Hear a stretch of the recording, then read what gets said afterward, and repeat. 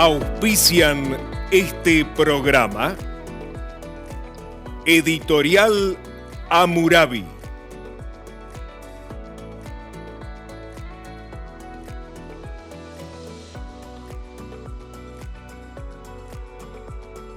Asociación de Magistrados y Funcionarios de la Nación.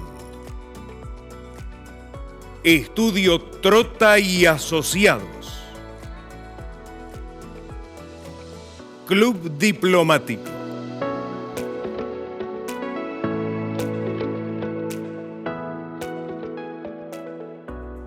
Bienvenidos a una nueva edición aquí de nuestro gran magazine Revolución en Valores. Hoy con una invitada especial. Vamos a compartir un grato momento con la flamante secretaria general de la Asociación de Magistrados y Funcionarios de la Nación, la doctora Paula Castro, que también, por supuesto, quienes la conocen saben, ella es juez civil por la Justicia Nacional. También vamos a estar hablando, por supuesto, de toda la actualidad, inevitablemente haciendo mención acerca del decreto 70/2023, el último, el calentito que acaba de emitirse por parte de la Secretaría Legal y Técnica, obviamente de la mano de nuestro presidente de la Nación. Todo esto en minutitos más después del corte. Gracias.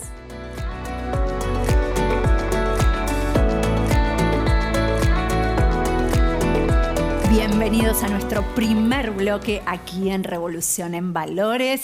Bueno, nos queda este último programa para compartir con ustedes todas las novedades, pero insistimos, la justicia argentina nos precisa. Usted, señora, señor, merece una justicia a la altura y para ello hemos invitado a una personalidad bastante destacada. En minutos más la vamos a presentar, pero primero a mis grandes colegas. ¿Cómo les va, Sol? ¿Cómo Hola, estamos, Rita? Eli? Hola, Rita. Bien, llegamos, vamos llegando a fin de año con todas las novedades calientes y como les decíamos en la apertura, hoy nos acompaña una mujer que da pasos muy valientes en la justicia nacional y en el derecho en general. Con nosotros la doctora juez nacional por la justicia civil, el juzgado civil más puntualmente, la doctora Paula Castro. ¿Cómo le va, doc?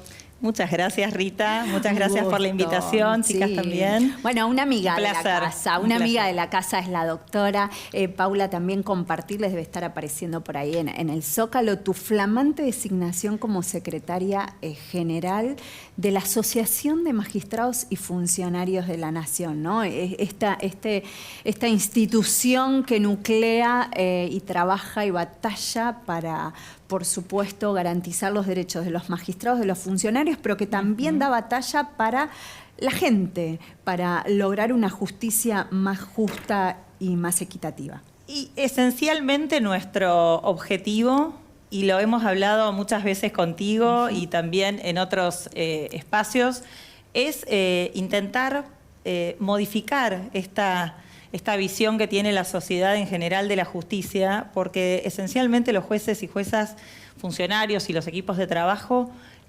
somos gente de trabajo, de responsabilidad, que llevamos adelante la tarea diaria con pocos recursos, con un esfuerzo en muchos casos encomiable.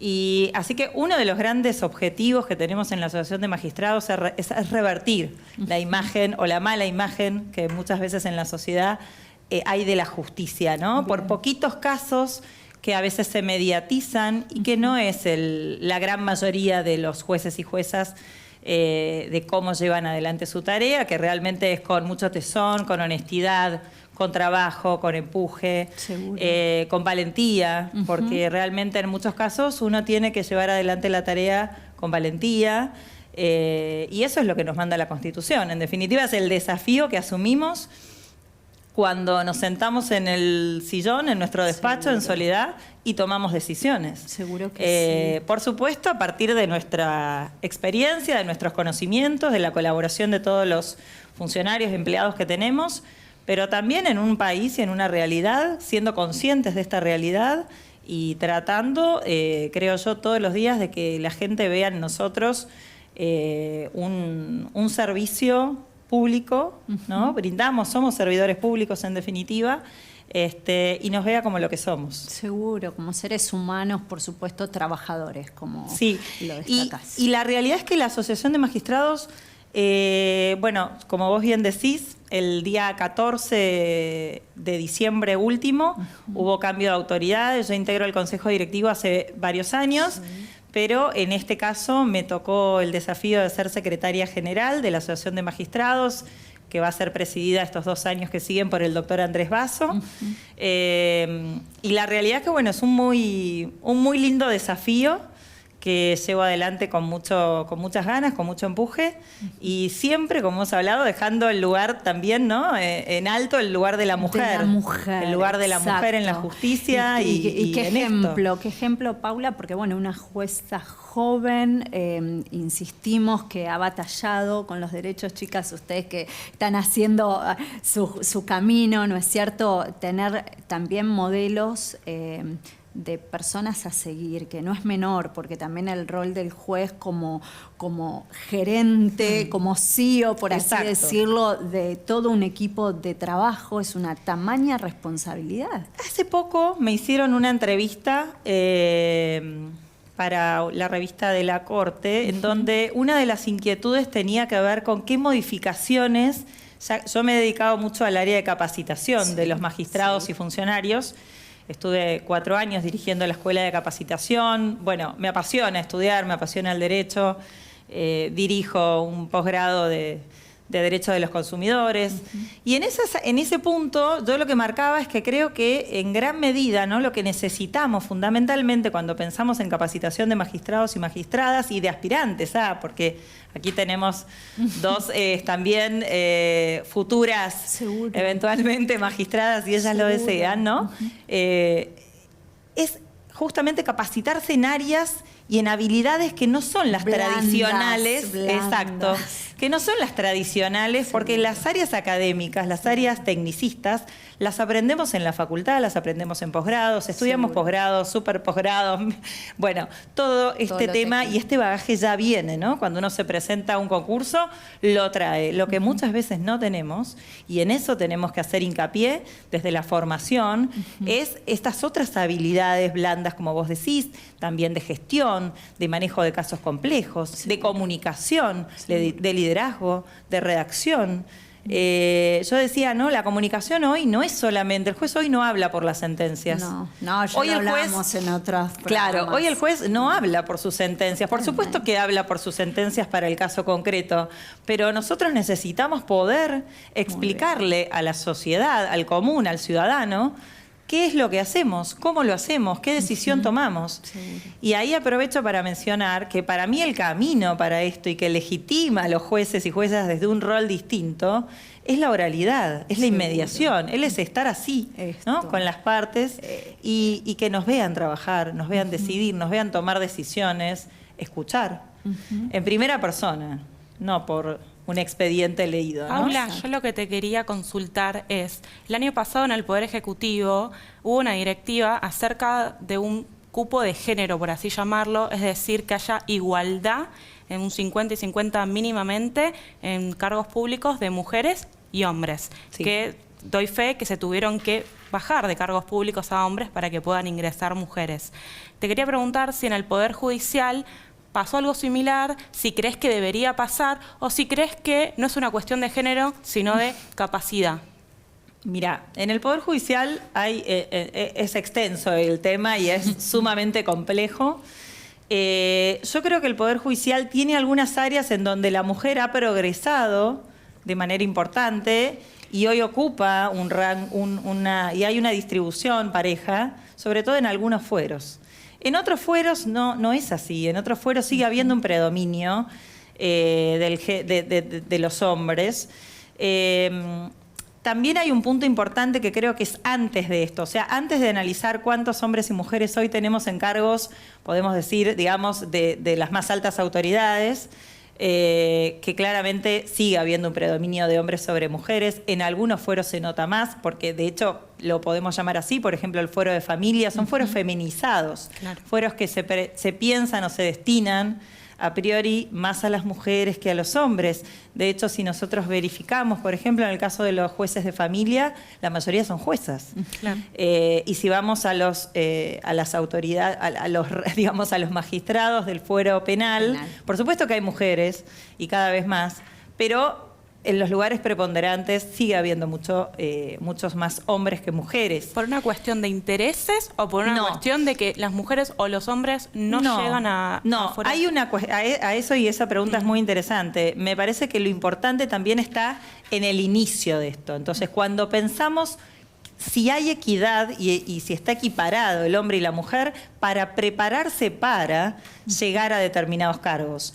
Todos sabemos que obviamente cada mujer tiene sus condiciones particulares, pero hay una determinada edad en donde la mujer tiene una dedicación quizás mayor a la familia de lo que es el hombre. En normas generales, por supuesto, cada familia distribuye los roles de una manera distinta, pero los roles de cuidado, en muchos casos, y en las mujeres entre los 30 y los 40, siguen estando mucho más afectados a la mujer que al hombre. Esto hace que mujeres jóvenes quizás no estén en la misma condición para aspirar a un cargo de magistrado, de acuerdo a toda la currícula de actividades y de capacidades que tiene que presentar al concursar, en equivalencia de condiciones. Claro.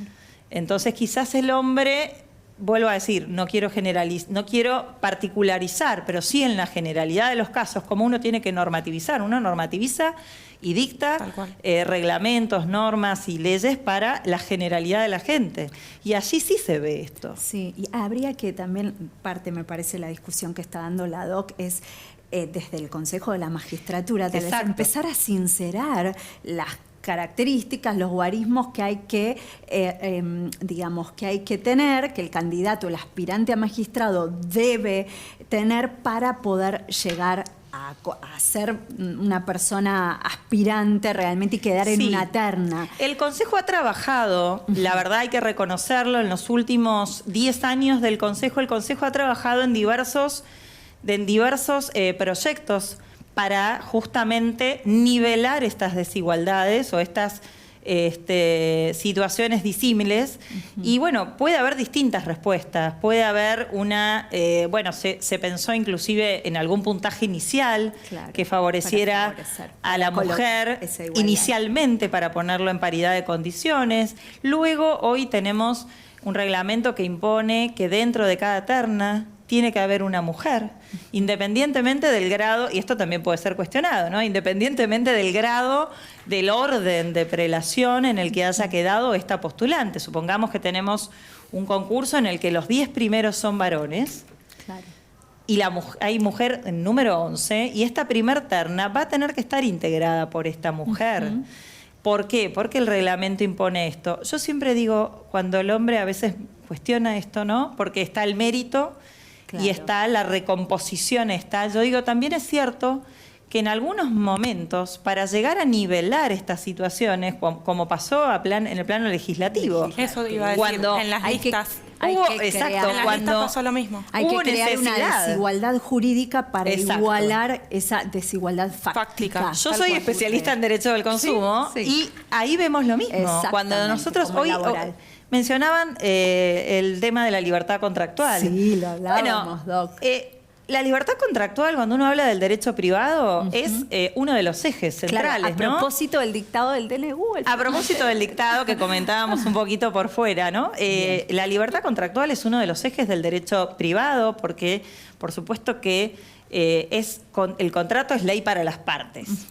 Pero también, desde ese punto de vista, la ley impone, ¿no?, como en distintas ramas, el derecho laboral, el derecho del consumo, que cuando la situación es desigual, la situación es desequilibrada ab initio, desde el inicio, la ley es quien tiene que nivelar estas desigualdades para colocar para equiparar las condiciones iniciales de la situación de ambas partes. Seguro. Entonces, en algunos casos, por supuesto, la libertad contractual es uno de los ejes del derecho privado. Pero también es cierto que en aquellas situaciones en donde, por ejemplo, estamos hablando de un contrato de consumo, estamos en un contrato de adhesión a cláusulas predispuestas, donde las condiciones claramente del consumidor y del proveedor son desiguales, son dispares, necesitamos un elemento, que es la ley, para equiparar estas posiciones. Y bueno, allí es donde llegan determinadas herramientas, como, por ejemplo, el derecho del consumidor. Entonces, bueno, es un poco... Qué camino, Doc, y qué tamaña responsabilidad abrir esto y concientizar, ¿no? Porque es un poco la tarea, si se quiere, usted como mujer y como secretaria general ahora, nada más y nada menos que la Asociación de Magistrados y Funcionarios de la Nación. Doc, insistimos, el contexto a veces lo impone. ¿Qué pasaría volviendo, quedándonos con esta libertad contractual, con este instituto tan troncal de nuestro Código Civil? Se plantean ahora la situación con contratos de alquiler y demás. Por supuesto que va a ir dándose en la práctica, ¿no es cierto? A priori, me imagino como magistrada la habrán consultado, habrá tenido llamados, la estarán pobre a la Doc volviendo loca. A priori, ¿se puede vislumbrar algo más allá de lo que se genere en el día a día, en la casuística, lo que suceda? Yo creo que, y esto lo digo más allá de ser magistrada, de ser jueza civil, que es una de mis competencias, el tema de alquileres, por lo cual no puedo hablar demasiado en profundidad sobre la cuestión, pero sí creo que lo cierto es que todos vemos y somos conscientes, porque somos parte de la sociedad, que hoy hay un problema habitacional enorme, ¿no? Hay un problema habitacional enorme que pareciera ser que tiene un origen en leyes que no fueron muy felices desde el punto de vista de invitar a las partes de estos contratos a que ofrezcan este servicio, porque la realidad es que los locadores han retirado, ¿no? Los bienes del mercado. Claro. Los que no lo han retirado han optado, lamentablemente, por celebrar contratos por fuera de la ley. Lamentablemente digo porque creo que nadie está con el deseo de celebrar un contrato por fuera de la ley, pero la realidad imponía estas soluciones.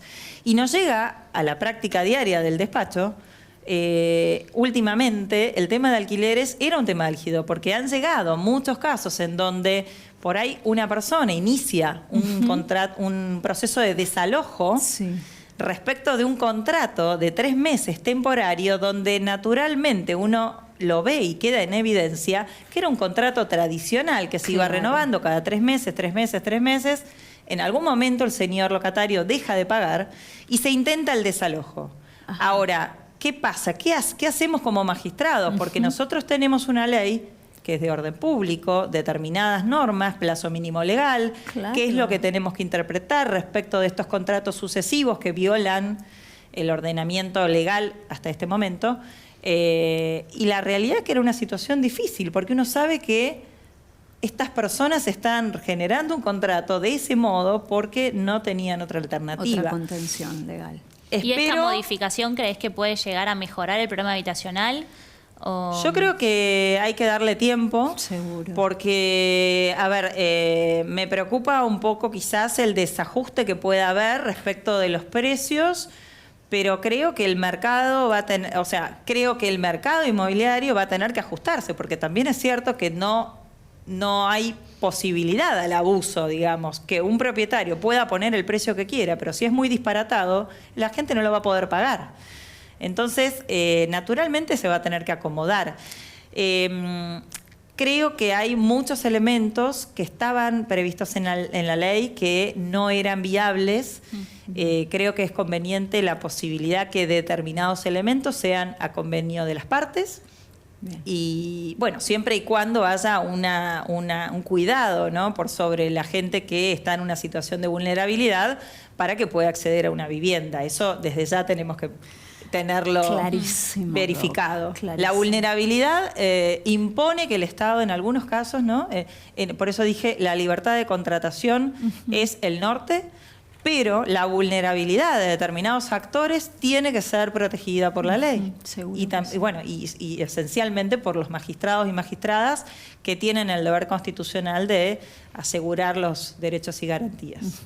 Y volviendo un poco a cómo inició la conversación, de esto de mejorar un poco la imagen que tiene hoy por hoy el Poder Judicial en la sociedad. Gran parte de la sociedad, y quizás me incluyo, cree que parte de ese problema que enfrenta el Poder Judicial, quizás con el atraso de las causas y esas cuestiones que están involucradas en la opinión general de los medios de comunicación, tiene que ver con quizás que los funcionarios a cargo no tienen un mecanismo sancionatorio quizás para aplicar a aquellos empleados que faltan, que no avisan, que quizás no trabajan o trabajan a desgano.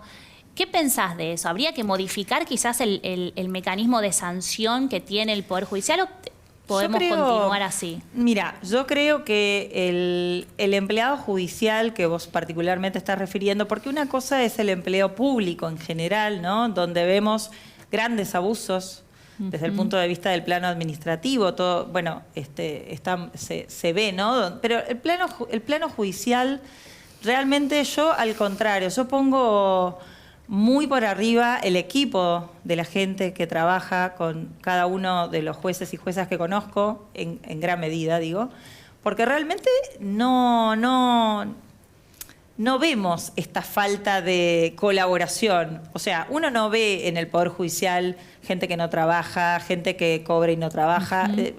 Digamos, más allá del régimen de trabajo que cada juez imponga, dentro de su equipo, creo que en eso no es un problema. Sí. El problema nosotros lo tenemos no en el equipo de trabajo, porque vuelvo a decir, yo creo que el recurso humano del Poder Judicial, al contrario, es una de las mejores cosas con las que cuenta un juez o una jueza, o un magistrado, porque hablamos también de defensores, de fiscales.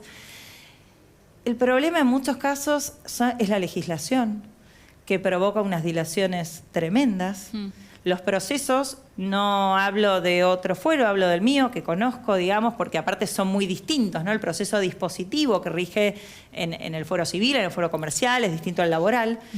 Requiere, a ver, no solamente depende del juez o de la jueza, sino también de la tarea del abogado. Y en esto también hay que hacer muchas veces una introspección, ¿no? Y ver de qué manera se está ejerciendo el rol del abogado.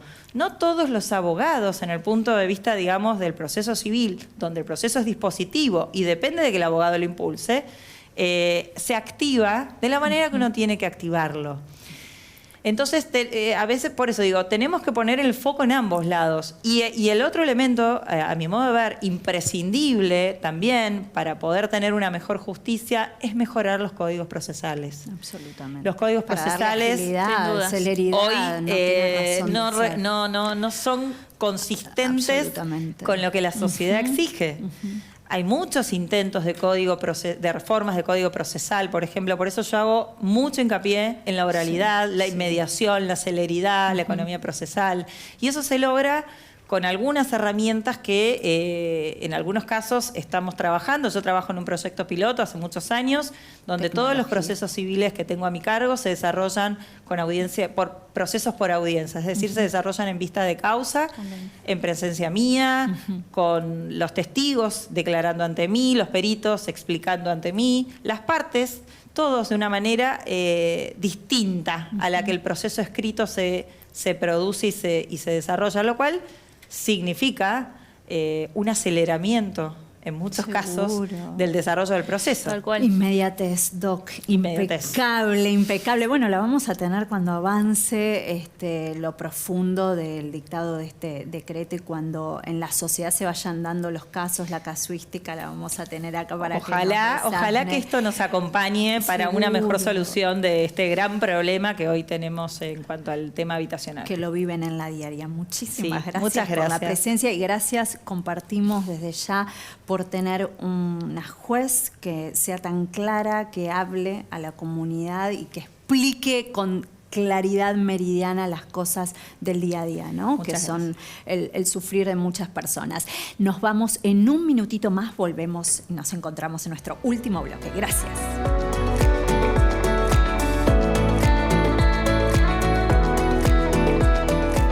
Aquí estamos en nuestro último bloque de Revolución en Valores, último programa del año. Increíble, chica. ¿cómo pasó?